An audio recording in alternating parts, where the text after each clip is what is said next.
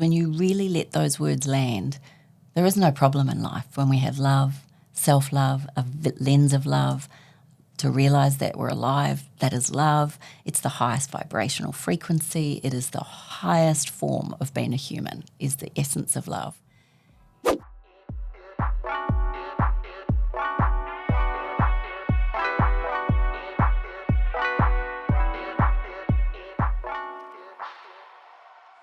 Welcome back, or welcome to another episode of the Success Times Happiness podcast. I am your host, Richard Thompson. Today's guest is Kim Morrison. This episode is truly something else. Kim is a mother, a wife, author, speaker, mentor, and host of the Self-Love podcast and founder of the 28 Essentials. In this episode, we go through Kim's stages of mastering self-love, which in itself is so impactful and valuable. Ultimately, how we show up in all aspects of our life comes back to how strong our relationship is with ourselves. Where this episode leads with Kim and her vulnerability and willingness to share her story was something special and left me speechless. Kim's story is so inspiring, and she's an incredible example of achieving greatness through adversity. I hope this has the same impact on you as it did on me. I will preface that this is not a light episode. We discuss topics not for children's ears, and for the adults, listener discretion is advised. Let's get into it. Kim Morrison, thank you so much for coming on the show. Pleasure. It's a real honour to have you here. Thank you. To have it in studio is really beautiful. It's stunning to be here. Now, I've listened to a number of podcast episodes. You have a really successful podcast yourself, but when you are a guest and you talk about sometimes we need to find rock bottom to find our 2 feet on that bottom, to be able to push ourselves up from. Why do you think that's the case? It was a number of years ago, 2011, I was in India and did a retreat when we launched my book over there with Hay House, and it was called You Can Heal Your Life. And I sat there with His Holiness the 12th Khenting Taisa Tupa, who is the chief education person for the Tibetan Buddhist monks. And we had 7 days of lectures with him. It was amazing. And I was chosen to have a one-on-one. And he took me in there as he held my book, which had just been published in India. And he said, do you have any questions? And I went, yes, I do actually. And he said, and what is that? And I said, why do humans have to struggle? Why do we have to hit rock bottom? Why do humans have to go through challenge or tragedy or trauma before they wake up? And he goes, very human question. And he said, my dear, how can you possibly have light without dark? How can we have love without fear? How can we have highs without lows? What we must learn is part of the human experience is to have all realms of life. And it's how we traverse our ways through those lows. The quicker we can do it with embodying it rather than rejecting or repressing it, that will help us to grow as humans. And I guess it's an instinctual thing. When we go back to caveman days, we were on alert for the saber-toothed tiger. If we were looking for food, we were always looking for the worst case scenario. And so it's kind of programmed into us humans to look for the worst case scenario, to feel the worst or to worry about the worst. And that's a survival mechanism. But if we can embody what it means to go through tough times, I haven't met anyone yet that hasn't gone through challenge or trauma or change or tragedy. I have not met the perfect life person yet. But actually, to be imperfectly perfect is probably where I love to speak into, because life is full of dichotomies, change, ups, downs, highs, lows. The people that we get most inspired by are the ones that get through the tough times, the ones that can pick themselves up no matter what's going on, the ones that choose life over victimhood, the ones that actually decide, I want to live rather than not live. And I guess that's what's inspired me to follow what that looks like for humans, and to tell their stories and to listen to their stories, to share their stories, because it's when we listen to other people's stories, we get inspired, we get empowered, and most importantly, we realise we're not alone. Life in itself, you can look at and think that life is hard and it can be unfair and malevolent and really challenging sometimes. But to your point is that without those to compare, you wouldn't appreciate the good times, right? How can we be so aware of that requirement of the tough times to be embracive when it is challenging? I think we have to realise it's all perspective. Our problem, what we consider as a problem, would be a woman in Gaza's dream. So it's never really the situation or the event. It's our response and how we react to that event that actually gives us meaning. We are meaning-making machines. You know, I heard the comment once, you know, I made a comment many years ago to one of my teachers, oh, nature can be so brutal. And he went, is it? Is it brutal, or is that just your opinion, your perspective? Because he goes, it's a good day for the shark, a bad day for the fish. So again, it comes back to how we look at what happens. And I guess more importantly, the more work we do on ourselves, the more we're open to being vulnerable, the more we want to learn how we can adapt to different situations, how we respond rather than react. That's really emotional and intelligence. That's growth. So we can all lose our shizzle. We can all crack it. We can all yell and scream and have a tantrum. That's easy. We can give up. We can blame. We can be in denial. We can make everyone else responsible for it. That's the easy part. The challenge is, what's my part in this? Where's my responsibility? How can I respond to this in a way that inspires me to keep putting one foot in front of the other? How do I pick myself up when I'm going through a really tough time? And for me, I become the observer of myself. It's quite weird. I pull out and I look down as if I'm looking at my life. And there are moments I stuff up. You know, as a mum, I've yelled, I've screamed, I've fallen apart, I've cried, there's moments. But those moments happen when I'm low, when I haven't been looking after myself, when I'm tired, when I've not eaten the right foods, if I haven't trained. And so it comes back to self-responsibility, and self-awareness, in my humble opinion, is the first step to self-love. So when you're aware that life sucks right now, or when you're aware that things aren't great right now, that is intelligence. That's giving yourself emotional space to actually really feel it. And it's not to say we repress these feelings, or that we shouldn't feel anger or remorse or guilt or shame or sadness or any of those emotions. It's about honouring those emotions, but not becoming those emotions. Because the minute we let the emotions determine our behaviour, we lose control. Is that the difference between not stepping away, as you put it, and saying, I'm just angry, but as soon as you step away from yourself and look at yourself, you can say, I'm feeling angry? Yes, you are feeling it. You are not it. Not it. Yeah. You are feeling angry. I am not angry. I am feeling angry. There's a very big difference when you say that. And as a mother, I've said that to my children, I am feeling very cross with you right now.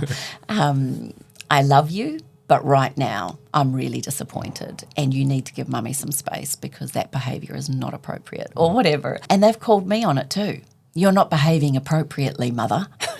I've had that thrown at me. So the more we teach, I guess it's also can come back at us. And that's the beauty of being a parent, a leader, a CEO, someone who mentors or coaches others. You are on your own behaviour. You are having to really observe your own self. In order to be the best version of yourself, you need to constantly look at that. And I think it's a privilege. You've written a book about self-love and the steps as you see it, to I guess, master it or get some sort of control of it. I have heard the story about how the motivation to write that book. I'd love you to share it with your son. Yeah, it was a pretty tough time. I mean, it was 19 years ago we lost my husband's sister to suicide, and none of us saw it coming, and none of us were prepared for that. And I'm sure anyone listening to this who's been touched by that would probably say the same. It is, you never really expect it. And even if it is someone going through a tough time, it's not until it happens that you're really confronted with dealing with that. And there's a whole lot of emotions and layers that come to suicide as well. But it was during that time, I remember a psychologist saying to me, my children were only 5 and 6 at the time, And a psychologist that was helping the family turned around and said to me, you need to be on alert. You need to have your antennae up, because the minute there's a suicide in the family, he felt it gave everyone else in the family permission to do the same. And that was a heavy load to kind of like bear, because I was watching this family go through hell, and we all traversed through it our own way. And my husband actually did okay at the beginning, but then he fell off the wagon and just really went into a place of self-loathing and guilt and shame and anger and all of those things. And because he was travelling so much as a cricket commentator, I didn't know how bad it was for him when he was away. I got into being a mum and doing the best that I could after we'd moved to Australia. And so I was very much watching and very much on alert. My son was going through probably typical teenage issues, trying to work out who he is and what he was about. My daughter was a little bit more self-assertive, and she was a dancer. Jacob was trying to become a good rugby player, and he's actually bright. Both of them can do whatever they want. They're both athletic and amazing. But I noticed for him emotionally, he was really struggling. And then, of course, he's the sort of personality that if he gets picked on, rather than kind of going under the radar, he'll fight back. And a number of things that he stood up for at school, I actually agreed with him. He was put on detention a number of times for challenging teachers, and many times I'd actually say, look, I actually really agree with what you're standing for. It's the way in which you stand up for it that matters. And so then I kept saying to him, what's really up? Nothing. And for about a year I watched him, and I couldn't touch him. I couldn't get into him, as in touch his heart or touch the essence of what was bothering him. And then I had been researching for this book. I just started probably for 3 years. I became interested in the psychology of what puts people into that pathway of self-destruction, maybe even leading to suicidal thoughts or tendencies. And that's when I'd been to India and spoken to His Holiness, and that's when I realised actually struggle is part of it. And so I was really trying to educate Taylor and Jacob on struggle is normal. And I transcribed every talk I could hear of Deepak Chopra, and I hand wrote out all of these talks, Deepak, Louise Hay, Joe Dispenza, Bruce Lipton, I just, all the gurus, Tony Robbins, I would write and write and write. And then I just looked at it, and probably being an athlete, I like steps. I like to know milestones. I like to know what I have to do to get somewhere. And I noticed there was a pattern. And I just had come up with this 6-step pattern, and I tried to share it with Jacob for a few months, but he wasn't interested until this particular night. He came into our room, Danny was home, and he just walked in, and it still touches me to this day. He was only about 16, but he walks in, and I went, "You all right, mate?" And he goes, "No, I hate myself, I hate life, and I don't want to frickin' all be here." And those words were just really challenging. For a parent to hear. Especially given what the family had been through. And so I kind of course, the first instinctual thing is to tell him everything's fine, to wrap him up, to hold him, to tell him, it's not that bad. But if you really put yourself in someone else's shoes, it is bad. It's not fine. It's not. This isn't okay. And it's not right for us to assume or think that we should override those feelings, in my humble opinion. So I said to him, look, you're going through a tough time. I haven't got the answer, but I have come up with the 6-step process. What I think, Jake, is that you've just fallen out of love with yourself and you just don't feel good about who you are right now. Would that be fair to say? And he just nodded his head, and I said, do you want to look at the 6-step process that I don't know if it'll be right? And he went, yes. And in that moment, after trying for nearly a year to talk to him about it, he sat on the bed, and my daughter had come in. So the 4 of us were sitting on the bed, and I took out this big A3 folder, journal booklet, and I drew a big heart in the middle of the page, and I wrote the word self-love. And then out of that, I drew an arrow coming down to the bottom left of it, and I said, what's the opposite of self-love? Jacob actually said self-hate, but I said, I think it's bigger than that. I actually think it's fear, because fear encapsulates everything. Fear of not being good enough, fear of failure, fear of making mistakes, fear of letting people down, fear of not being liked, all of those things.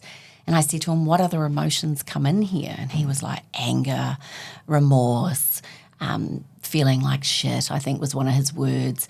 Taylor piped in with grief, not feeling good about yourself, self-loathing, all of those things. So I listed all of them. And I said, well, look, I think the first step is self-awareness. And I drew self-awareness up the top right of the page. And I said, when you're aware that you're feeling like this, that's actually loving yourself. That's actually saying, I hear you, I see you, I understand. We might not have all the answers right now, but I'm aware that we're not in a good place. And I said, Jake, if you can just be aware that you're not in a good place, that's loving yourself. The second step is to self-care. You've got to take care of yourself when you're going through a tough time. Most of us sabotage it. Drink, alcohol, sex, drugs. We'll do everything we can to avoid feeling the pain. And most people will either eat themselves or starve themselves, or will do things that we think stuff it. And that's probably the worst thing to do, because we actually need every bit of strength, every little ounce of energy we can to get through this. And so I said to Jake, I'm going to invite you to run the beach at least 3 times a week. I'm going to put greens with every meal. You have to make sure you have it. I'm going to run you baths and use essential oils. Are you okay with that? And he looked at me and he said, yeah. And then I said, well, the third step is self-discipline. You can't just do this for one day. It's like going to the gym, doing one workout and thinking you're going to be fit and healthy for life. This is a commitment to yourself, and I'm going to invite you to do this for 28 days. And the reason why I say 28 is we know that we can create neurological loops and new chemical processes within the brain. We know that 28 days creates a good and also a not so good habit. But for 28 days, Jake, I'm going to ask you not to swear at a teacher, not to react, just say that's interesting when you get triggered, or, just maybe walk outside take 3 deep breaths.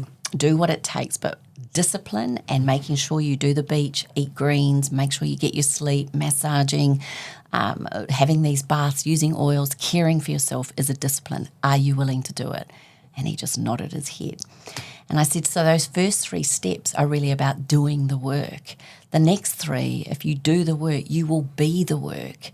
And to be the work, the next step from self-discipline is self-control. The more discipline we bestow on ourselves, the more control we have. We can control our emotions, our reactions, our behaviours, our words. We become more mindful of what we put into and onto our bodies. We become more aware of how to speak to others. That's self-control.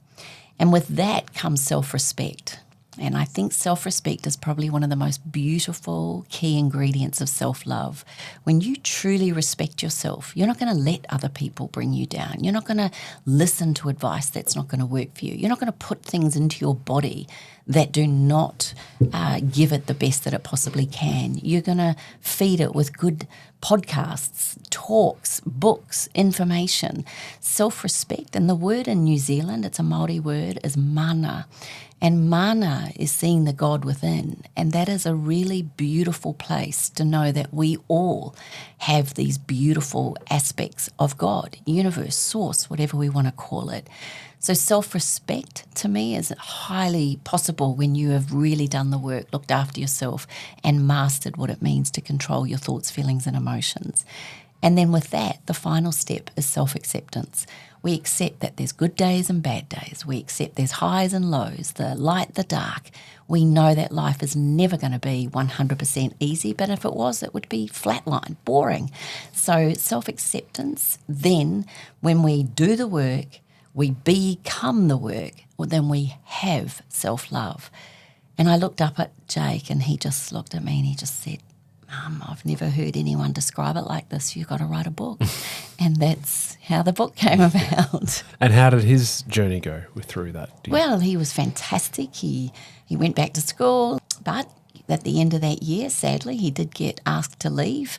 So as much as we worked on many things, he still got asked to leave. And I kept thinking to myself, whenever something bad happens, when you're in it, it's very hard to see the good or that there's some outcome, better destiny for us. When we're in the throes of it, if someone says to you, oh, something good's coming, you almost want to throttle them.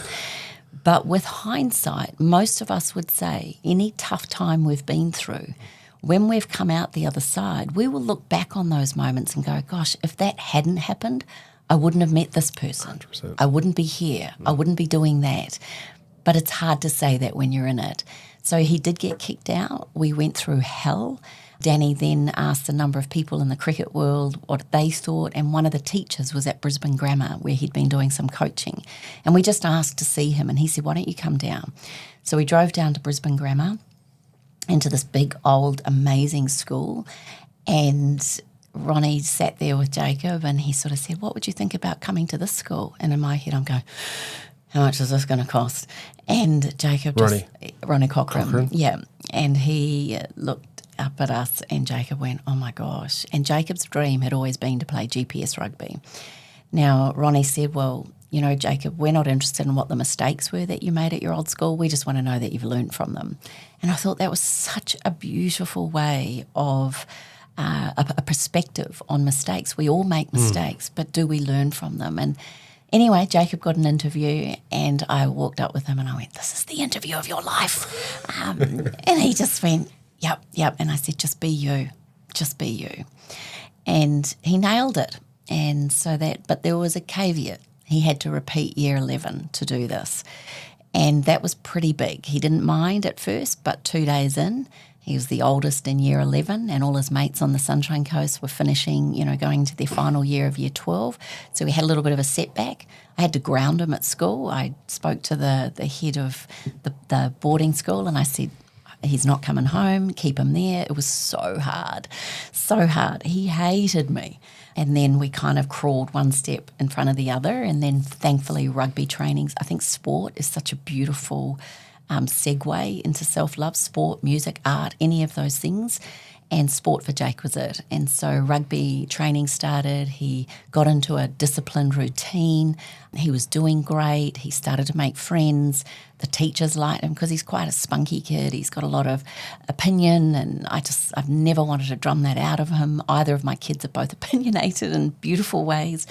And yeah, the rugby season started, the captain got injured, he was made vice captain, and he just grew. I just watched his chest expand, his head became held higher, and I just said to him, I don't care if you do year 12, just finish year 11. You've done enough school, just finish this year.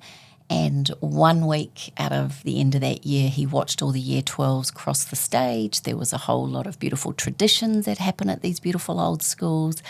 And I got a text, Mum, I want to do year 12. I want to graduate. And I just thought, another year of fees. But it was truly November 2018, he graduated and I could not be more proud and more honoured to be on that path with him. And it meant probably even more to us given what he'd been through. Thank you for sharing that. I mean, I'm biased, but that school is a beautiful school. And Anthony McAuliffe has brought that into a new dimension. Amazing. Yeah. I've Danny and I never went to private schools, so we had no comprehension of what it was about. But my goodness, what a privilege! Yes, it cost us a lot, but I wouldn't say cost. It was an investment into our Jakey, and he's made networks at that school. And there's some beautiful people and parents we've met through there. So we all feel very privileged, and that is the silver lining. That's the moment that I was hoping for when we were in the depths of despair, not knowing what the hell to do. I had a feeling that we would get to that point at some point, but you got to be patient and expect that. But you've also got to take action. You cannot sit there and think. You can't cower in the corner. No, you can't withdraw and hope it's going to come right. You actually have to step into the ring of fire and own it and take responsibility and become the person that you want to be. I think that's one of the reasons why we started the podcast, is to be able to talk to people, because it's that crucible moment of when you're up against it, when you're in tragedy, when you're in an event that is trauma and you can't see a way out of it, but yet you do. That bit is just beautiful. And I think that's the self-care step. It's most people would overlook that. But if you can take yourself for a walk on the beach, if you can go outside for 5 minutes with bare feet and look and listen to the birds, if you can journal, if you can make yourself a beautiful green smoothie and sob into it, if you can get good sleep, if you can listen to beautiful meditations, if you can get coaching, support, mentoring, psychology, help, anything at all that invests into your well-being through those times, that to me is that's the synaptic gap in my humble opinion. To understand though why people do struggle with, as I said to you before we started recording, like personally, I feel like I've been on a self-development for all my life. Like the books that I had since I was an adult have all been in this similar genre. I guess the crucible or the important area of self-love, just for whatever reason, lacked. Not necessarily, well, I don't know, maybe for any other reason. There may be many reasons, but because you are the only person, the only relationship that you will always have in life is the one with yourself. That is the consistent, unconditional bit. And life is so short. And I think a lot of people go, well, once we get through this bit, or once I clear out that, then I can start living. Then life will be easy. Then it'll all play out. But this is not a dress rehearsal, right? This is the main show, when we like it or not. But because you are your own person, like that is your relationship that you have from go to woe, from the start to the end. You are privy to every decision that you've made, every broken promise you've made to yourself or to other people. You are, and also scarily, you are witness to your own thoughts. And a lot of the times they're not positive thoughts. And so it's probably not surprising that we have a negative bias to ourselves. And therefore that's where the importance of the self-love comes into it. So I think I'm motivated really heavily on this in this area of self-development, because I think it's just, well, personally, it was just lacking. And so that's why I find your process, or at least the way that you've come up with these sort of 6 steps, is so invaluable, because it's just so important. Because everything that we do, every interaction we have, every relationship we have, everything, every dealing we do from the moment we wake to the moment we go to sleep, all comes back to a zenith point of how we view ourselves and what we stand for and our values. And at the end of the day, that is what we have. The value of the penultimate step. Like when you have self-respect, that's when you've got something. That's the currency. That's valuable, right? The value of what you stand for. And I talked to my team here on the last week about this position of more so about dealings with others, and particularly our team internally, that I'd much rather have a challenging conversation that produces truth than avoid it for the sake of harmony. Because that truth, we can have a disagreement about something, or something is said or otherwise, and it challenges you, and you're like, I really want to talk about that, but I'm too afraid that it'll unsettle the apple cart, so I won't. But then, by virtue of being open and then creating a safe space, which is what I'm trying to do here, is trying to create a safe space that I can say, I'm really troubled by this, or I have a concern about this, I want to talk about it. And you talk about it with respect and with similar to, I feel that I feel that you have annoyed me. I feel annoyed, not I'm annoyed. But what happens is that it opens up the conversation. But more importantly, you resolve it, or at least you strengthen that relationship because you have tested it. In a similar vein of endurance sport, that it's micro tears of muscle, and you're teaching your body to endure. And you only can do that by testing, by having micro tears of the muscle to then it strengthens. What happens is that the muscle strengthens. And so, but I was talking to that story about relationships, or at least working relationships with clients or with the staff or the team. But then I got thinking, and reading this before talking with you, that the truth versus harmony bit is probably is more important of an internal piece. To go, okay, there is something that's going on that I need to dig into. And if that's you at the traffic light being irate at someone who's done made a poor driving decision, or you're at a checkout line and you're frustrated because this isn't, or like you said, you go off at your children. That's a truth versus harmony piece internally, where you need to think, why am I triggered here? And instead of just going, opting for harmony and going, well, I'll just bury that under the rug, I'll address it internally. Or if there's decisions that you make or need to make that maybe aren't in line with your values, that could easily just be ignored, but you choose not to ignore it, no matter how big. And you go, okay, I'm going to open that up because I'd rather focus on the truth than just to not upset my internal system.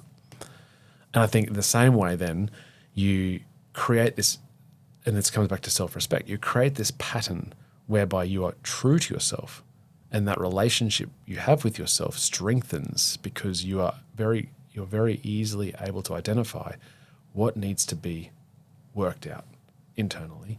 So you do it at any sign of disagreement internally, and then you don't just sweep it under the carpet, because if you sweep it under the carpet, then the problems will eventually find you. And then you won't have a blueprint as to how to deal with that. And then you become the person that hits rock bottom because you just don't have a way to navigate. And so that, I think, that's why you're here. That's why I love this, because I think so many people, and I'm guilty as anything in terms of trying to put as many things under the rug, because I don't want to upset the apple cart internally, and I don't want to, or haven't been in the past, being able to deal with saying, this is what I stand for, and this is what I need to act on, despite the fact that this may be difficult now. I think it's understanding what you stand for. When we look at our beliefs and what we value, what's most important to us is why we get activated or triggered, because someone else will be doing something that doesn't align with those values, or you value something way more or differently to someone else.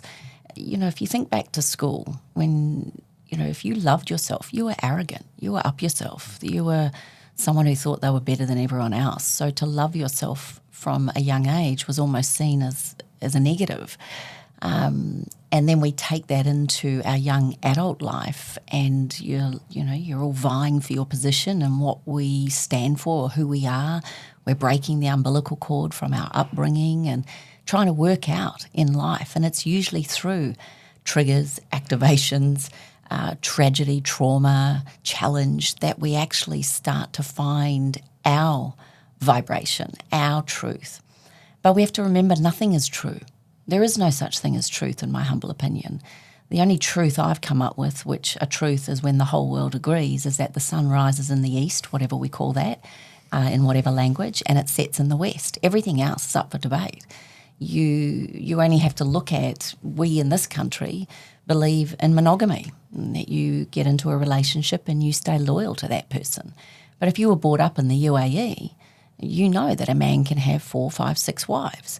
So is monogamy a truth, or is it just an opinion and a value of how you were brought up?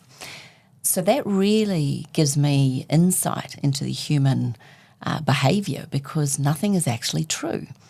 And then throw into the fact you're tired, or you're eating a lot of foods that have colours or additives or preservatives, and your body's not functioning at its best, you're not sleeping, maybe you're drinking too much, maybe you're not having enough water, maybe you don't train. All of these things affect our thinking as well, let alone environmental factors, things like toxicity, Wi-Fi, electromagnetic fields. If you throw in everything and start to look at it, we are these walking, talking machines that are affected. I remember driving down the freeway with my grandmother when she was still alive. And we're driving down the freeway, and this guy was driving like a nutter up behind me, and he was zigzagging, and I could see him in the rear vision mirror, and I was getting angry just watching him. And I was thinking, what a jerk. And then he comes flying past me and kind of cuts me off. And I'm trying to get the window down to give him the fingers and tooted at him. And Grandma goes, oh dear, I hope he's okay. And I went, what? He's an idiot. And she goes, oh, he might have just had a phone call that his wife's gone into labour, or his kid's just fallen off a jungle gym. And I sat there and I thought, I'd never thought about another perspective. And she goes, darling, you've driven erratically at times probably. And I thought, yes. I think sometimes we're very quick to judge, and we're very quick to force an opinion rather than remembering we've done that before. Now, he could have just been a jerk. He could have been. We'll never know. I never spoke to him. I never got to see him again. But it just makes me think now when I see someone do something stupid. Maybe there's something going on I don't know about. We can all judge people, and then you hear their story or you listen to them speak and you're like, wow, I didn't even know that, but I've already created a judgment. When I stand on stage, and I often will say this, and I'll get up and within the first 5 minutes I'll say, every one of you have judged me. You've looked at what shoes I'm wearing, what jewellery I've got on, what size I am. If I say I'm a runner, do I have the legs for a runner? You're all, and they all start chuckling, and I go, don't worry, I'm doing the same to you. But it's true, we judge. The key is to do it with discernment, but also give yourself that space to actually allow for the other person to express who they are. So going back to your thing about being triggered and activated, we know that we all have a filter system, and this is based on our upbringing, our coaches, our schooling.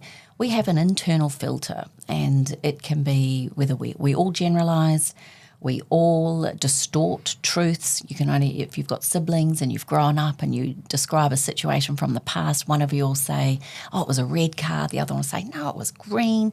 Again, we don't know. It's just our perspective. We generalise, we distort. We have this filter whether or not we internalize it, whether we have an emotion attached to it, where we have memories, we have meta programs running, whether we are a feeler, whether we sense it, there are so many filter systems. Then we can have a significant emotional event occur. And I'll give you an example. 26-year-old twin men, they were interviewed, and one of them was a derelict and on social welfare, a drug abuser, hated life. The other one, a successful entrepreneur worth millions, doing very well in life. When they interviewed them, again, remember they had the same significant emotional event, but their filter systems were obviously different. Their meta programs were different, how they were running them. When they asked the derelict, why has life turned out like this for you? He said, because my father was an alcoholic. And it's understandable. Then you talk to the successful one and they said, what's made you so successful? What's given you this drive? And he said, because my father was an alcoholic. So it's never the situation. It's always how you choose to respond to it or why you are triggered by it. Go after that, and that is self-help. That is self-growth. Go after why it annoys you that's occurred, not the situation itself. Not the fact that it annoyed you, but why. And you'll find underneath that, maybe you were told off by, or maybe for me growing up, my father was always abusing people driving, hated the way people drove, and it's probably an internal learnt behaviour. When I see someone drive like that, they're an idiot. My dad told everyone they were an idiot on the road. Maybe a lot of the time he was right, but who knows? So it's never the situation or what someone says, it's why you've been triggered or activated by what they did or said. And that's a huge growth learning, because it then comes back to self-responsibility. It's not about the other person or trying to change. Have you ever tried to change someone? Ever tried to tell someone else how they should be? Ever been told by someone how we should be? We'll all say no thanks to that. So the only thing we have control of, back to your point, is the one relationship we have, and that is with us. And yes, if we can take an observer's role and actually witness ourselves in these moments and go, isn't that fascinating that I responded to that like that? I wonder what was going on for me. I know an exact example for me with my children when they were younger, and this has happened. They were arguing down in their bedroom. I could feel it building, and I knew someone was going to get hurt. I was tired. I was grumpy. I was doing it all myself. And I stormed down that hallway going, what the hell is going on? I don't care. We've got dinner. You do this and you do that. And I was just a grumpy, awful mother.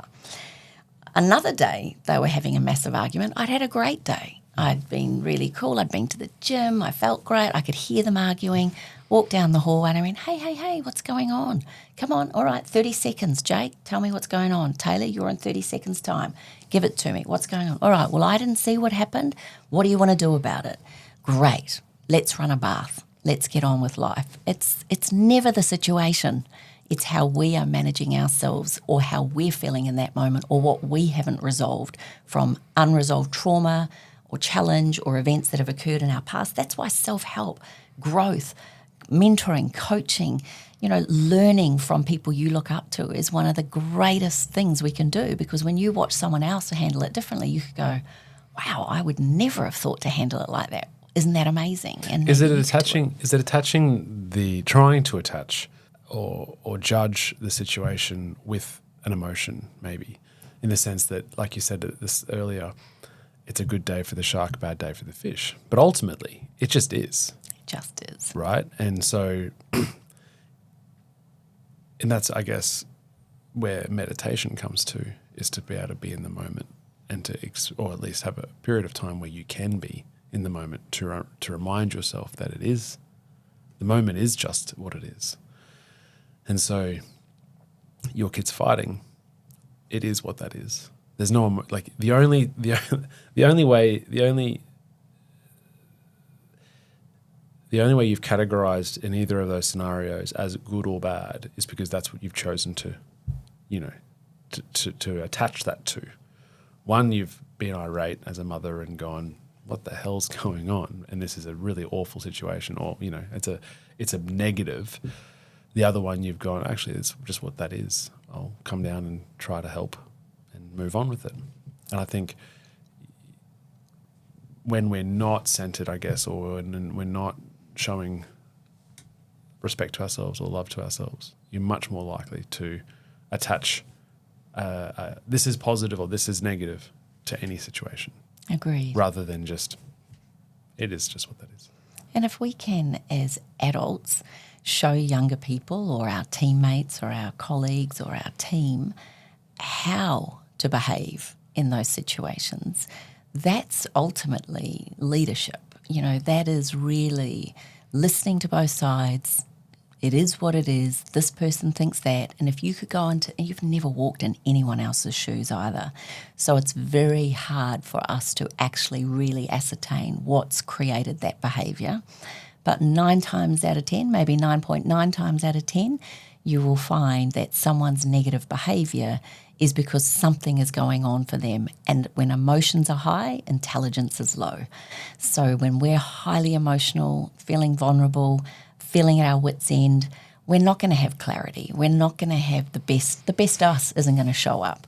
But if we do take time to meditate, if we do take time to train and go to the gym, eat well, have quiet time, feed our mind with beautiful books, podcasts, documentaries, films, read beautiful books, quotes, passages, poems. If we can feed and fuel our mind, body, heart and soul, then it's not to say that the world is rosy and it's always great. It's just that you find you don't have as big a trigger or attachment to what it should or shouldn't be. And who said it should or shouldn't be? I have so many, like COVID was a classic to watch the dichotomies of emotions. And when I nailed it down, didn't matter whether you were totally anti-vax or totally pro-vax, when you look at it, we all wanted the same thing, to be healthy and safe. So the more in the middle you could be by understanding each side and what drove that fear or drove that belief, the less you had an attachment to someone else's belief. But the real extreme, when you have a real strong viewpoint on something, you're actually denying yourself something else or another perspective. And so I remember writing one of my books. I'm not a nutritionist. I'm passionate about food. I've studied about nutrition for 30 years, being an athlete and being married to a professional athlete. I know so much about food, but I'm not a nutritionist. So when I was writing our second book, Like an Apple a Day, I remember this doctor saying to me, Kim, the most important thing you could do is have one arm firmly around the trunk of the tree and just go out at an arm's length when you've got a viewpoint or opinion. If you go out on a limb, you'll be crucified, because most people believe if you don't have a degree or some form of training, you're not qualified to speak that. But COVID showed us it didn't matter whether you had a degree or not. People didn't agree with you. And so that became very personal. And I coached a lot of people through family trauma about opinions and things like that. And so what I tried to show people was just know that that person is coming from a place of real fear. It's not that they don't love you or don't care. They're just really worried. They don't want to die from this so-called virus. Same thing in work situations, same thing in family dynamics, same thing when you choose a life partner. I say it to them all the time, when it comes to choosing your life partner, just really go through your values and what's really important to you, because that's the game breaker at the end of the day. If you don't have the same align, or not even the same values, but values that allow each other to have their own values, which is bigger even still, that is real true love, true respect, true relationships. And so, come back to the heart and realise that we are all doing the best we can with what we've got. Some of us had a fantastic upbringing and were told we're amazing and the world's our oyster. Some of us had a shocking upbringing and were abused and had all sorts of things. At some point in our adult life, we have to put our big girls or boys pants on and go, well, that was something that happened, not necessarily to me, but maybe for me. Now what am I going to do with it? And that is true accountability, responsibility, and ownership, in my humble opinion. And then who are you going to choose to help you work on that? Because like an athlete needs a coach, I don't know many Olympians that go to the Olympics without a coach or a psychologist or a team of... I heard Anna Mears speak the other day. She had 32 people in her team. Where are we on the human spectrum? Where's our coaches? Where's our... Sometimes our parents may not have been the best coaches, but they were the best teachers. Maybe not what to do, but what not to do. Hero, yeah. Some of our teachers, Jacob had teachers that had they had a target on him. They couldn't cope with his brashness. I didn't want that stamped out of him. I wanted him to be really discerning with his opinion, but also know that his opinion mattered. But maybe it's a way of how we deliver that opinion. And ultimately, you're not going to win when you're, unfortunately, at school. Most teachers are bred to tell people what to do. Police tell people where to go. Doctors tell you what to think. And so to be a really well-rounded, beautiful human, appreciate that, but also know that you have a right to have the opinions and your own decisions and your own, inverted commas, truth, whatever that is for you too. Talk to me about the taking stock of your, I guess I call it ins and outs, or at least how you've mentioned them a little bit, but how can we step out exactly? Because, I mean, it's very simple to say eat your greens and exercise, but it's more than that in terms of what we're intaking and filtering that as much as possible to free ourselves from, I guess, the negatives or the nasties of the world. It's not just diet, right? It's where our eyes, what we smell, what we hear, all the intake that we're taking in each day. It's significant. But we have a choice in what that is. So people, will say, I choose to eat, I don't know why the word twisties is coming up, twisties and Diet Coke. I choose to eat that because I see it as a treat. Whereas someone like us might look at that. If you told me I had to eat a packet of twisties and a Diet Coke, I'd feel like you were actually punishing me. You were, that was to be the most cruelest thing you could do to me. I don't want that. Have I tried twisties? Have I tried Diet Coke? Probably, yes. Mum and Dad owned a dairy or a milk bar when we were younger. I'm sure I ate a lot of junk food. But you get to a point where you realise that for these 50 trillion cells to function at their best, for the mitochondria to do their job, for each of the cell wall structures, we need good fats, we need good carbohydrates, we need plenty of water, we need veggies, we need our greens. That is a high functioning... I look at it as a Ferrari. Like, why would you wouldn't put, 91 fuel into a Ferrari at the Grand Prix. So why would we not put the most top fuel into our body? When it comes to listening, just turning on the news. If you listen to the news, it is fear-driven. It is shock-driven. It is, and then you get this bombardment. The ads go up. I find it so vibrationally dysfunctioning to me that I'd rather put music on. I'd rather have silence and hear the birds, and that might sound a bit woohoo, but I just choose not to watch it. Every now and again I'll see it just to make sure that, to see if I still dislike it probably, but if you look and understand and if you keep studying all of this work, you can find yourself going down rabbit hole upon a rabbit hole. Who's driving the world? When they say we have to stay indoors or we can't do this, who's they? And when you go down that rabbit hole and you start to realise that the world is really governed by maybe 6 top families, or if you want to go down that route, that you can go down this massive hole of wealth. And, you know, I look at people saying, oh, it's awful what's happening in Gaza. I hate the Palestinian war. I hate all this. But humans have been at war all their lives. We've had global changes, whether it's warming or cooling. We've had every 500 years these weather changes and cycles. We have wealth cycles. We had the British pound used to be one of the strongest things. That was the US dollar. Now the US dollar is weakening. I'm wondering if the Chinese money is going to step in. It's the powerhouses. Things are changing. Political governments come and go. It's rather than getting attached or down one rabbit hole or another, wouldn't it be interesting to see why or how? How come? What if? I'm not a political activist. I'm not someone who'll go out there calling it, but I am an activist in where I spend my money. So I love going to the farmers markets. I love supporting the local farmers. I love supporting people who are really trying to grow amazing foods, and I'd rather that than go to Coles or Woolworths, with respect. I love to choose what I want, the best thing that's ever happened to us. And I heard another speaker one time go, it's terrible, social media and all of these things, they're bad. And he goes, but what a great time to be alive, to know that we do have accessibility. We've never been more connected. So again, it's perspective. I've heard people say AI is the worst thing that's going to happen, but they all said that about the internet as well. But if you can get on board and see it for its strengths and understand it and then be discerning on how you use it, again, it's how do we use the knowledge, the information, the food, the sources, everything that's available to us.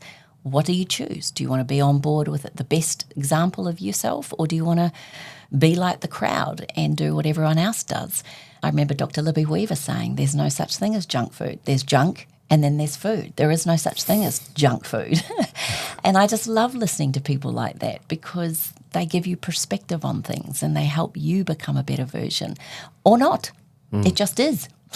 I like that. And I find it interesting as well that people will celebrate by not necessarily treating themselves the best way they should. Where you don't hear like, oh man, I've just achieved something incredible in business or in life. I'm going to have a 12-hour sleep. I know. You don't hear that. It's like, let's go get drinks, or let's go eat out or something, It's not like I want to go to bed and wake up and meditate or go for a walk.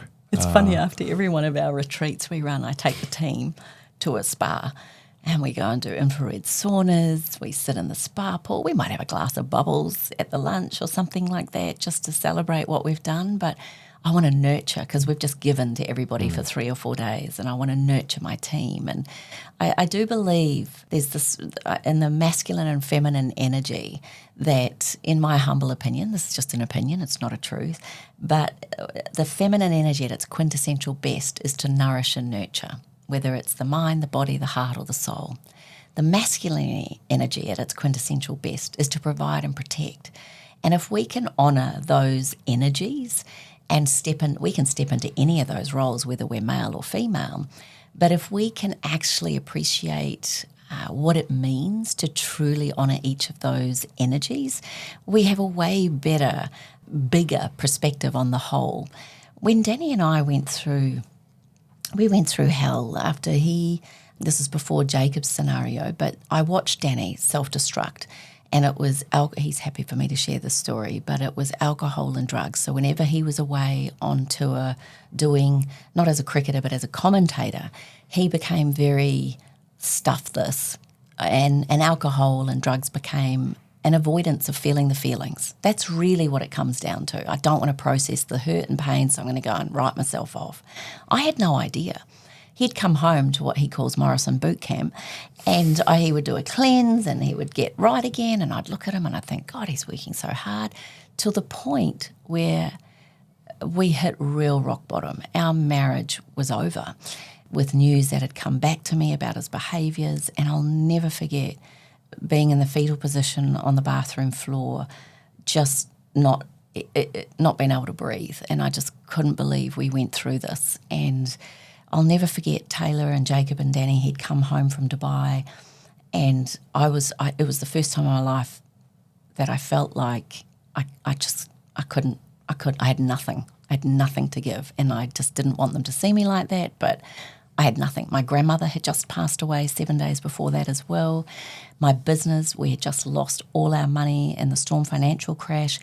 I'd been hit from every angle, and then to have Danny's situation just completely blindside me, I actually wondered what the frick this was all about. And I'll never forget lying there, and Jacob was sitting. First of all, Taylor came in with a bottle of rose and said, "Mummy, please, please breathe. Please smell the rose oil." And I thought that was so cute, but I had nothing. But that's what I'd do for them when they were broken.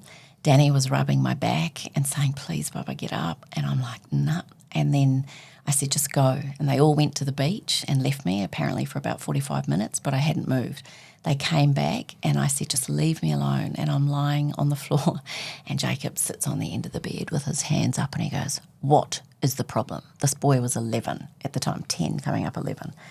And I went, "Jake, you won't understand. It's just tough. I can't do it." And he goes, "Yeah, well, you better tell me what's going on." And I said, "Well, Dad's just totally ruptured my world. Grandma's died. We've lost all our money. What else do you want me to say, Jake?" And he goes, "Yeah, well, the problem with you is that there's a massive diamond in the middle of this massive mountain, and you're just trying to get to it with nail clippers." He said that? Yeah. And I just looked at him and I went, "What?" And then he goes, "Yeah, but if you get up and put one foot in front of the other, you know that people are going to come along with spades and shovels and they're going to help you get to that diamond." And at this stage, I just stopped and looked at him and I went, "What?" And he goes, "Mum, if you don't give up, I promise you, then there's going to be bulldozers and diggers. And in the end, someone's going to come along with a TNT dynamite stick and they're going to ask you to push it. The mountain's going to erupt and there's the diamond. And your job is to go out and show everyone else how to find theirs."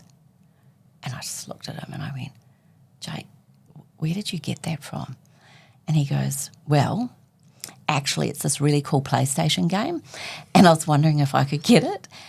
And it was just this moment I wrote it in the book because it was so profound. He still to this day doesn't realise how profound, but I got him to draw me a picture of the mountain with the diamond in it.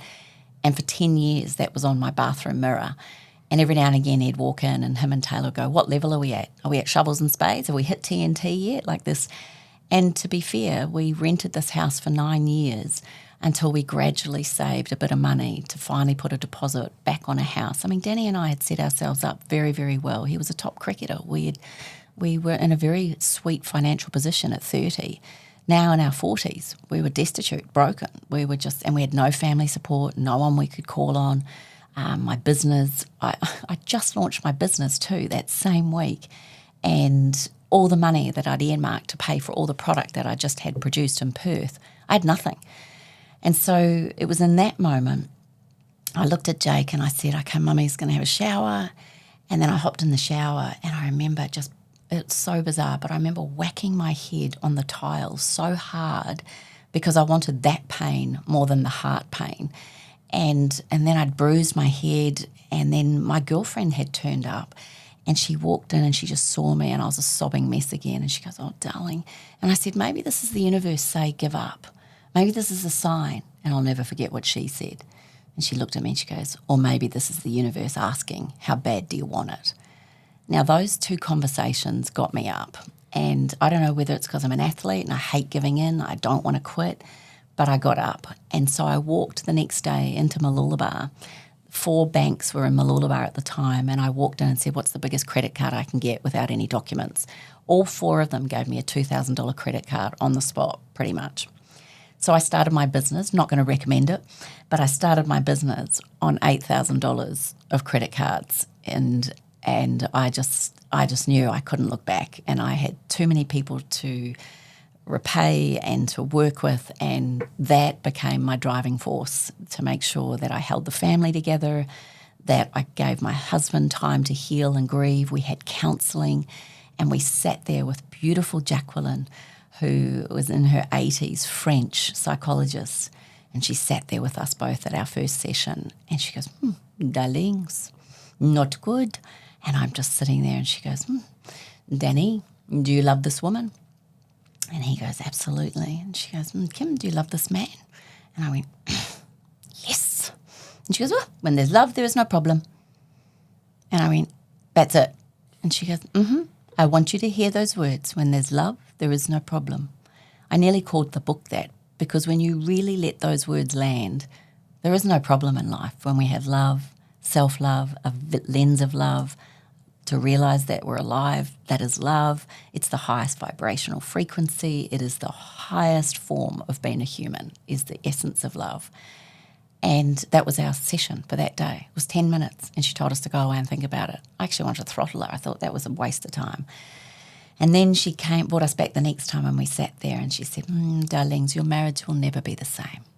But if you work on yourself, Danny, and you work on yourself, Kim, then I guarantee your marriage could be better than it ever was. And I held on to those words too, and she was right.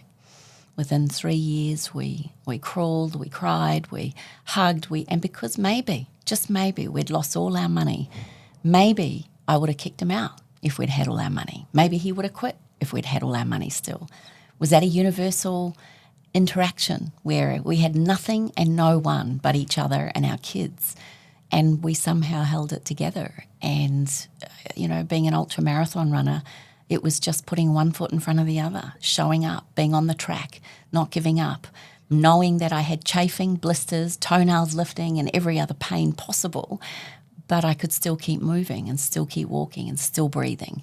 And I had hope.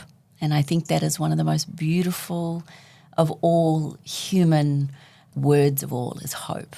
And when we have hope, there's light. And when there's light, there is hope. So I understand, when we look back, and that's another thing she said to us, you have to draw a line in the sand and not look back.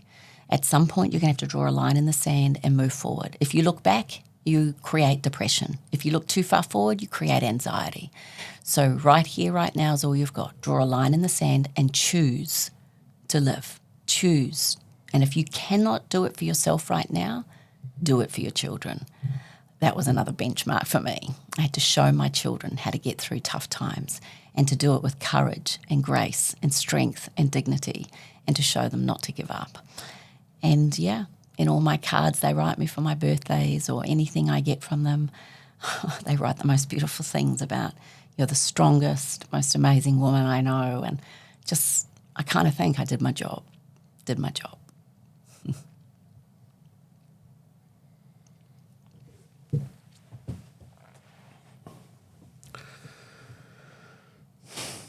I'm lost for words. We've been through a lot. But I will say this, that I think I do have rose-tinted glasses. I do have a Pollyanna view on life. I do believe good will always prevail. I do believe good will always overcome dark or evil or bad. And I truly do believe in the good of humankind. So no matter how much bad is out there, no matter how many times we get told the world is bad or the world's coming to an end or global warming or methane gases or relationships suck or all of these words, I'll probably be the one that turns around and will say, or not. And I will always believe that if we keep showing up, if we keep putting one foot in front of the other, if we keep, no matter, crawl if you have to, just don't give up. And I think in my ultramarathon days, and I got into that by accident, but one of my mentors was Cliff Young. And he, for those that don't know, was a 68-year-old potato farmer from Colac who used to run in gumboots and shuffle. And They don't call it the Cliff Young Shuffle for nothing. And I got assigned to him at 21 years of age. And he chose me and Melissa. And he said he chose the two blondes. And I remember watching this guy. I thought he was nuts. But he came into the pit stop tent in the middle of the night of this 24-hour race because I was trying to get my hours up to do my sports remedial massage diploma, and I had to get 200 hours up, and 24-hour races were the quickest ways to do it. And he comes and he goes, what do you think of these races? Around the track. Around the track, or a 400-metre track. He goes, what do you think of the 24-hour race, Kim? And I said, I think it sucks. I think it's the most boring thing I've ever been to. I hate watching it. And he goes, well, why don't you run one? I thought, yeah, I'd rather run one than watch one. He goes, I dare you to fill out the form for the next one. I went, I will. So I walked over to the lap score tent. I said, when's the next ultramarathon race, and they said there's a 12-hour race in 3 weeks. I said, sign me up. And so I signed up for it, and I turned up 3 weeks. I'd never run beyond 10 Ks in my life, never. And I thought, how hard can it be? How hard can it be? And so I line up there, and Cliffy comes up to me. He was in the same race, 3 weeks after he'd finished a 24-hour race, and he goes, I'm just going to give you one word of advice. It's 90% mental and 10% physical. I went, yep. And got into it, and 4 hours into that race, my nipples were bleeding, I had chafing, I'd run through the marathon, and I had this voice come up in my head, and it was, shit, you've still got 8 hours to go, you're not even halfway. And my body changed, everything hurt. I went into the pit stop tent, I quit. My team's going, you can't quit, you're okay. Yeah, we'll dress your blisters, we'll put you in different shoes, like, you got to keep going. And I was like, no. And then Cliffy came in and he tapped his head. I'll never forget, he just pointed to his head and then punched his heart and looked at me, and I thought, oh. And he just goes, just get on the track, just keep moving, do not stay still, that's the worst thing you can do. And so I got back out on the track, and he'd shuffle past me. He'd go, just try and go into a little shuffle, Kimmy. I thought, oh. And then all of a sudden I found myself running again, and through highs and lows, quit the race about 3 times. But at the end of that, they place a sandbag down when the gong goes off, and they measure the last lap. So glad it was over. I'd done it. And then they announced the third, second, and then the first place getter. They called my name. And they said, Kim, you've won the Victorian 12-hour championships. You ran 95.4 Ks. Here's your trophy. And because of that, you've won a place to represent Victoria in the 24-hour championships.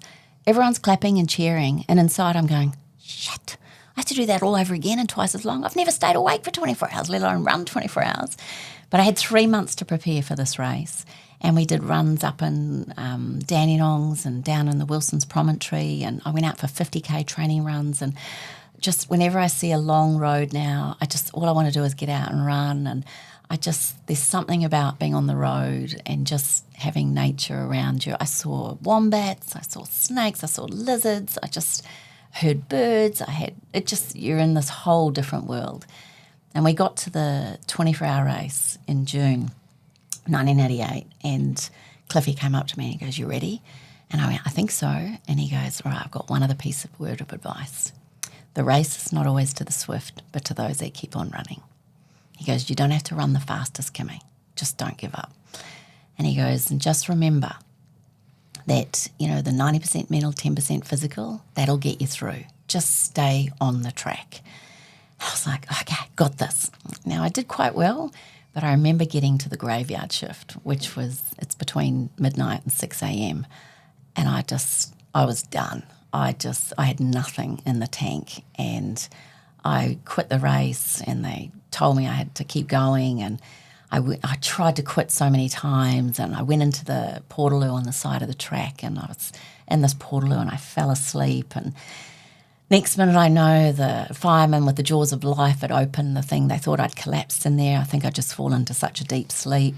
Pants were down. The fireman, gorgeous hunky fireman, opens the door, and they've gone, she's alive, she's good. And they pulled me out of the portaloo, and the race director got me to stand on scales, and I'd lost 6.5, nearly 7 kilos. And he goes, Kim, I'm going to have to pull you out of the race. Now, for 17 hours of the race, I'd been trying to quit. Now I was told I could viably quit, and I didn't want to. And it's just like, this is the weirdest thing about humans. And I looked and I said, but you can't tell me I have to quit. And he goes, no. And he goes, honestly, you have to quit. You've lost too much weight. I said, please, what will it take for me to stay in the race? And he goes, well, you have to listen to your team. And this was another aha I got. Sometimes when we're at our worst, we actually do need to listen to people that know more or feel more or do better. Or have your interests above your own interests. Right. Yeah. And so I had to eat the chicken soups. I had to eat the eggs. I had to sip on water. I had to make sure I had to guzzle a lot of water. And then I was walking. I felt sick and all of these thoughts and feelings. And then I went into the pit stop tent again, and my aromatherapy teachers were in there. And they'd shown up at 3 a.m. in the morning for me. And they were massaging my head with lemongrass and rose and grapefruit and cypress. And I remember smelling these smells as she was massaging my head. And she goes, you've got this. You can do this. You're amazing. And I just remember hearing those words. And she goes, come on. And I thought, she's showing up at 3 a.m. to come and cheer me on. How can I not get out there? So I got back out on the track, stiff as anything. And then my Melissa came up to me with the chart and she goes, Kimmy, as the sun was coming up, she goes, Sandra Kerr, the Victorian champion, is 2 Ks behind you. There's 3 hours to go. How bad do you want it? And I was like, shit, I can't come all this way, 21 hours, and not give it my all. So I ended up running more speed and faster in the last 3 hours of that race than I did the first 3 hours. I don't know where it came from. And all the cheering and the light and the sun was rising. And I just remember that feeling, and Cliffy tapping his heart and tapping his head. And he ran with me a number of laps and he goes, "That a girl, there's the way." And it's still to feel it. And then the gong goes off and they place the sandbag, and I actually didn't care where I'd come at this point. I just knew I'd given it everything. And they announced the 3rd place getter. 2nd place getter was Sandra Kerr, and then they named me as the winner. And I not only won it, I ran 168.5 kilometres, which was 102 miles. They said that I'd set a world record for being the youngest female to run 100 miles in less than 24 hours at that stage. And everyone was clapping and cheering, and I just looked around absolutely so dazed and so feeling bizarre. It's the biggest, weirdest high you've ever had. And then they said, and because of that, you've won a place to represent Australia at the World Indoor 24-Hour Championships in London. Now, as a 15-year-old girl, I wanted to play netball for New Zealand. I wanted to be a silver fern. I would never have known I'd end up running for Australia and setting a world record and running in the UK. And I did. I went over there and was so proud to run. And I had a goal. I wanted to hit 200 Ks. And I had this whole thing mapped out. And 12 hours into the race, I'd broken 8 Australian indoor records. But my knees had become the size of my quads. It was on a marble floor. The directors had decided to put it at the Milton Keynes shopping centre and just thought it would be a really good thing to run us athletes. 3 runners never ran again. And the race director there came up to me and said, "Kim, I'm not going to let you not run again. I have to pull you out." And I said, "Please don't pull me out." And he said, "Well, you can't run." And so Cliffy looked at me and he goes, I was the only female selected to run for Australia, and there was 5 other males. And then we all decided to walk the next 12 hours for world peace, not for our countries, not for anything. And I got to walk for 12 hours with that amazing human. And I learnt so much from him, the simplistic way he viewed life, the way he talked about that internal dialogue. We all have it. The self-doubt, he said, will come up, and he goes, and don't forget, self-doubt is just a check-in. If we didn't have self-doubt and we didn't have fear, we'd be falling off cliffs and we'd be worrying about who to marry or what to do. And so he taught me to fall in love with those negative emotions, to actually use them as checkpoints rather than victimhood. And so for me, life is an ultramarathon. Life is about staying on the track. Life is about never giving up, but also knowing sometimes people know better. And quitting isn't necessarily quitting. It's just knowing when to quit a certain event. So I knew it was best for me not to run the next 12 hours, but I didn't quit. And I still set 8 Australian indoor records. And I felt more inspired by that run than any other run, because we all decided to run for world peace, and it didn't matter which nation we came from. And that was probably the most beautiful event I've ever been a part of. And I think my ultramarathon days have taken me into my marriage, taken me into my business, taken me into motherhood. And I think writing books, speaking on stage, it's such a privilege. Being on a podcast with someone like you, I don't take it for granted. It's beautiful. And what's incredible from an outsider is that there's so many more chapters in your life to come. And I'm really excited to see it and be a bystander of that, and to be able to, for you to be able to use obviously all those experiences that you've had, and to keep going forward, not hop off the track. And yeah, it's so inspiring, Kim. And I really appreciate you sharing that today. My pleasure. It's humbling.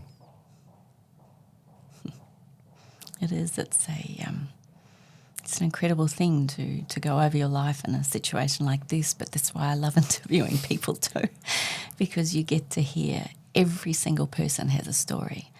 Maybe a message out of this today is don't judge them till you know it. You never know someone else's story or the reasoning for why they do something so stupid or so brash or so critical. You don't know what they've been through. You don't know their upbringing.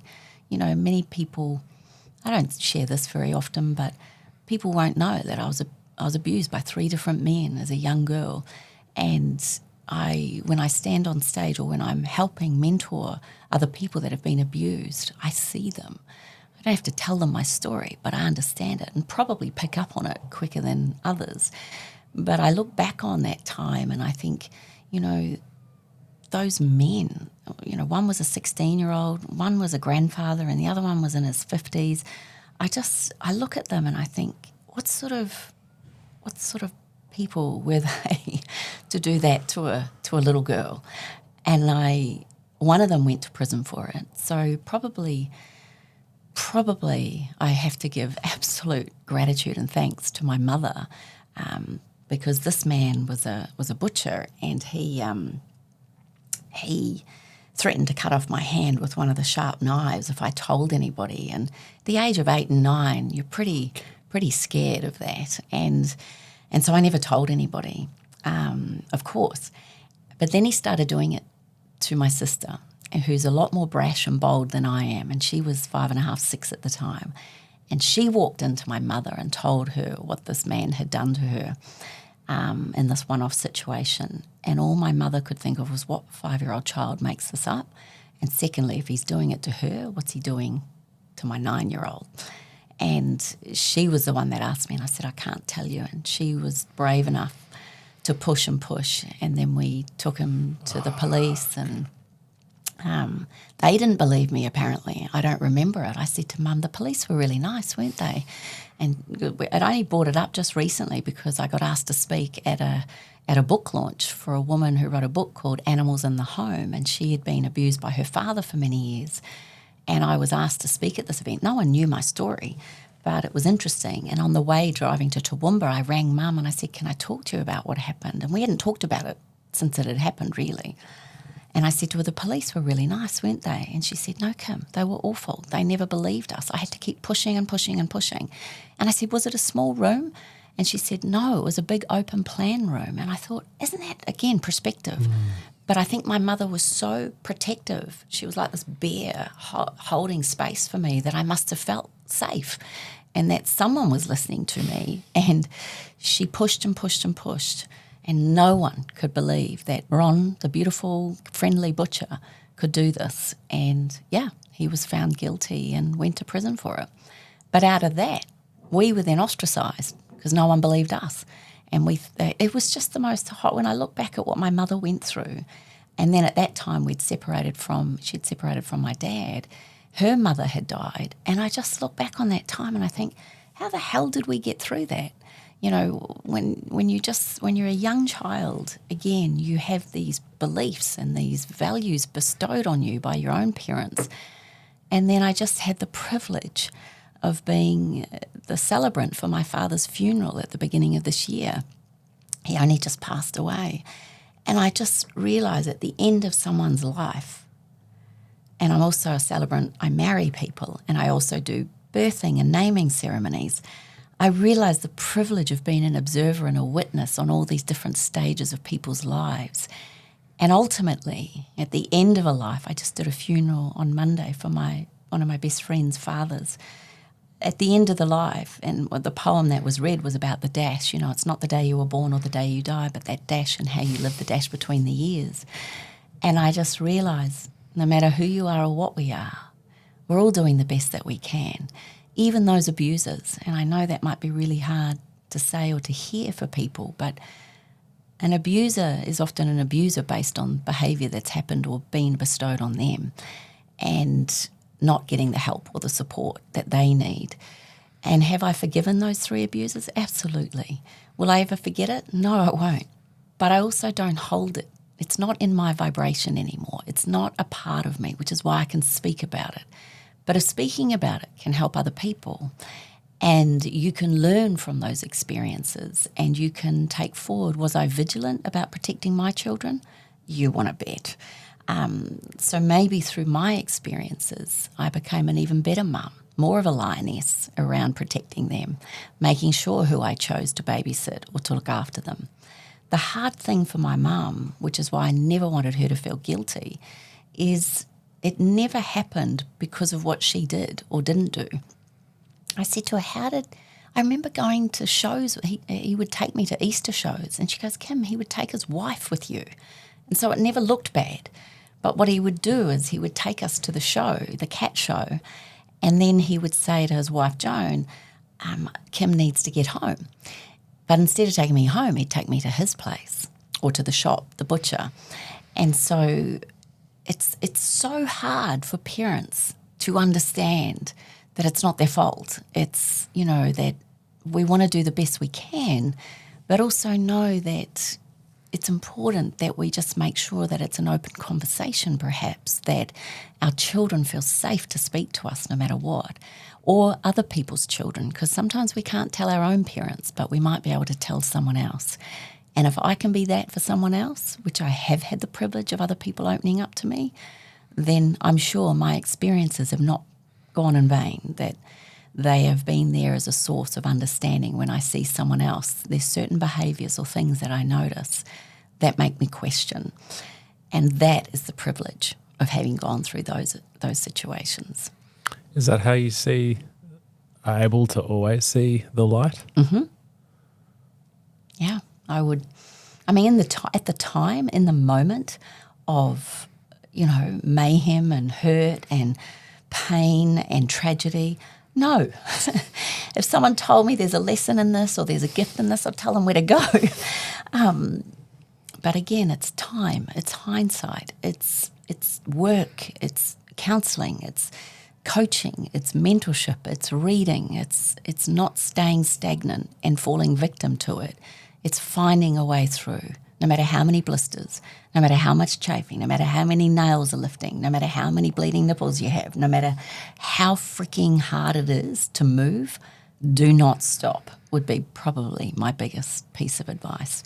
You can have moments. I say have a pity party, enjoy a pity party, but I would rather be in a pity party for a couple of days than a couple of years or a couple of decades. I had a girlfriend arrive at my house one day. It's so funny, it was, I don't know, we just lost Danny's sister, and I remember just holding it together, everything holding it together.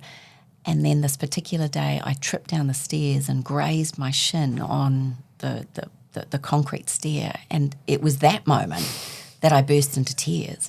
But there was a knock at the door, and I crawled up the stairs with blood gushing out of my shin. And she stood there with a bottle of wine and went, I don't know what made me turn up, but I just felt like I needed to come and see you.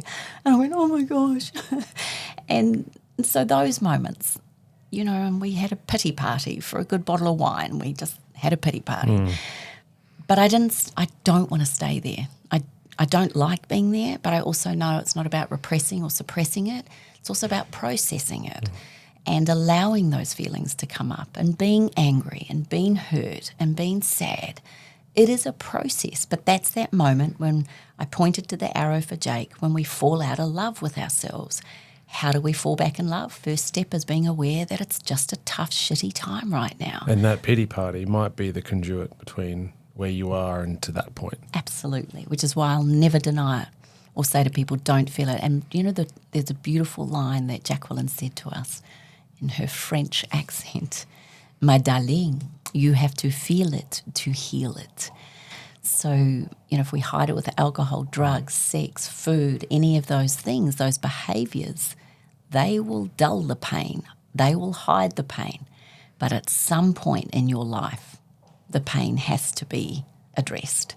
And I just want to get on and do it as quickly as possible so that I can move on with the rest of my life.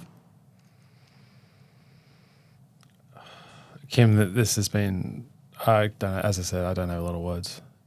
You're an inspiration, and the reason why I love these discussions, because it speaks volumes to the person that you are, from what you had to endure as a kid. Fuck, I have a 10-year-old.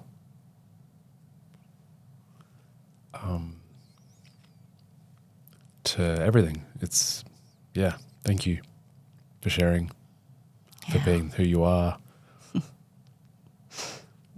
My mum was the hero, really. She had to work 3 jobs.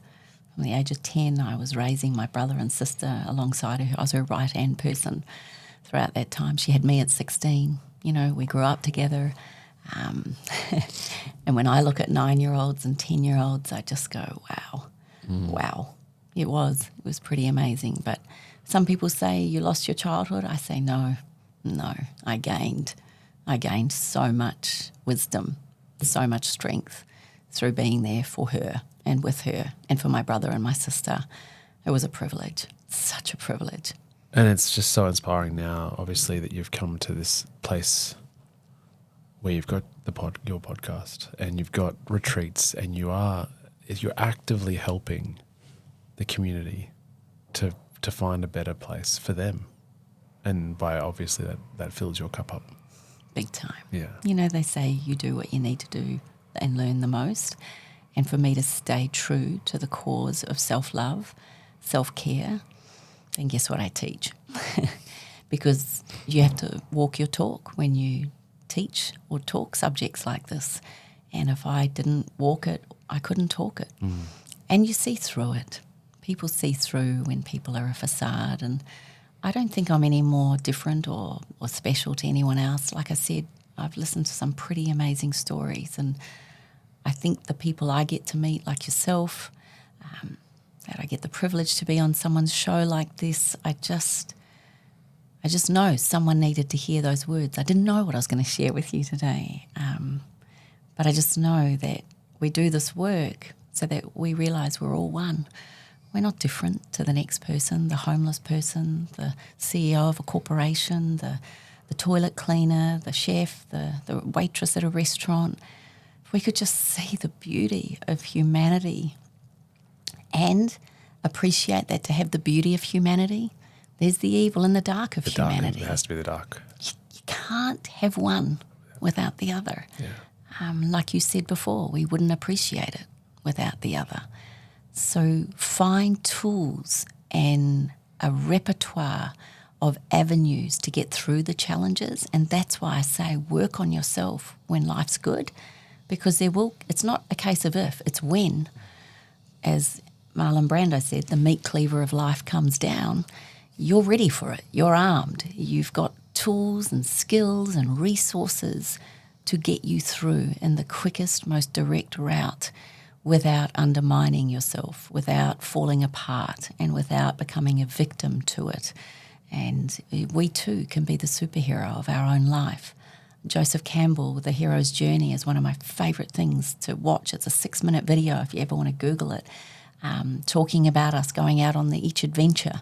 We all set out with all the pizzazz and excitement ever, and on the way we then meet dragons and we come across people that want to tear us down and rip us to shreds, and we have to find mentors and teachers and slayers to help us get through it. And once we come through those tough times, we then have the ability to find the treasures, those moments, the gifts, the learnings, the lessons, and then we find strength to come back only to set out on another journey. And we go through the cycle. He calls it the hero's journey. And if I can help people to see that they are their own hero, then my gosh, I believe that we go through what we go through so that we can grow through what we need to know, so we can come out a bigger, better, stronger version of ourselves and help humanity. Because right now there's a lot of broken souls out there who need wisdom, guidance.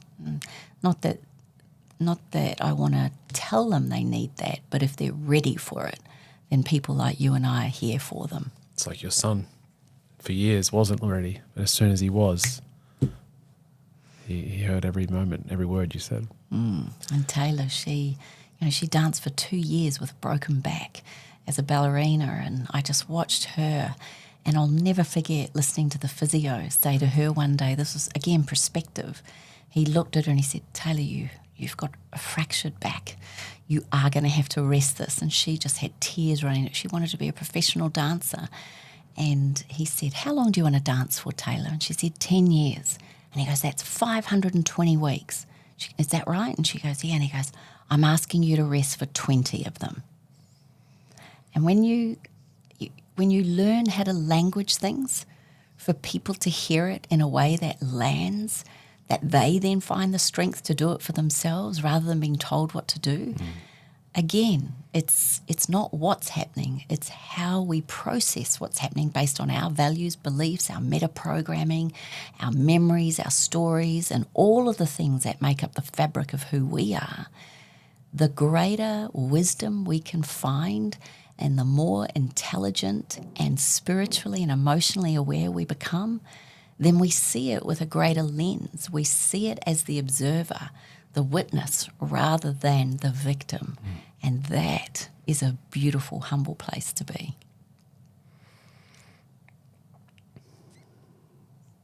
Thank you for sharing, and thank you for providing so much value and gifts today.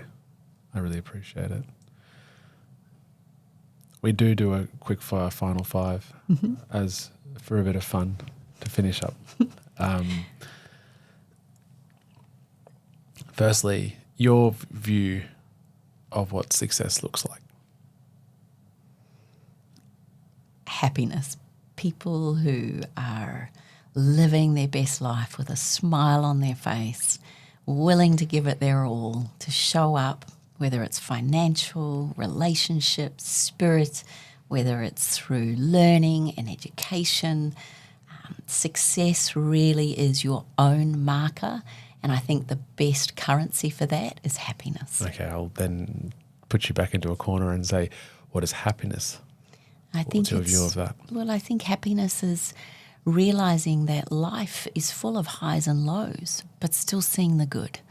I think happiness is finding joy in the little moments, hearing a child laugh, watching your son walk across the stage, seeing your daughter dance a pirouette, nailing it, seeing your husband do his job and make thousands of people happy, getting an email from a customer that you question what you do, is it really helping, and then getting an email from I had a lady come up to me last night at a book launch.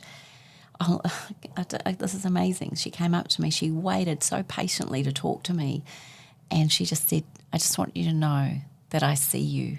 I listen to every podcast. You've helped me through the darkest of my time. You don't even know me, but you're making a difference. And I just looked at her and went, you have no idea how much I needed to hear that and how much I appreciate you saying that. I got all teared up and I said, wow, because yesterday I woke up going, am I really making a difference? Is it really working? And I said, that's just blown me away. So that made me happy.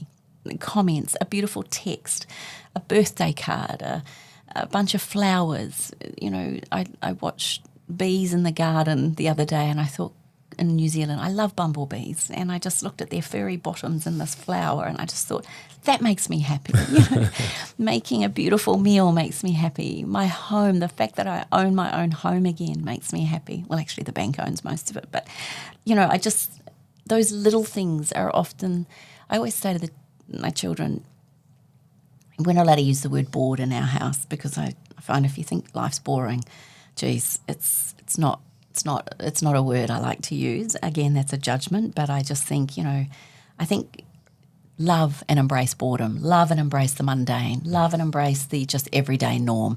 Because when you get sideswiped, either with a tap, a whack, or a mac, as we call it, when you get the Mack truck of life come through and hit you at 4 a.m. in the morning with news you never wanted to hear, you'd kill for the mundane. You want the mundane. Yeah. So trust me, the mundane and the boring and the everyday is a gift. That makes me happy.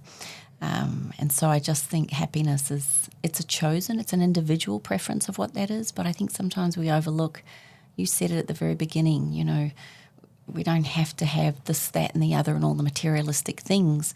Some of the most beautiful people I know have very little. And I love being in their company. I love learning from people that have it all, and I love learning from people financially and wealth-wise. And I love learning from people in India who are on the... I'll give you one example.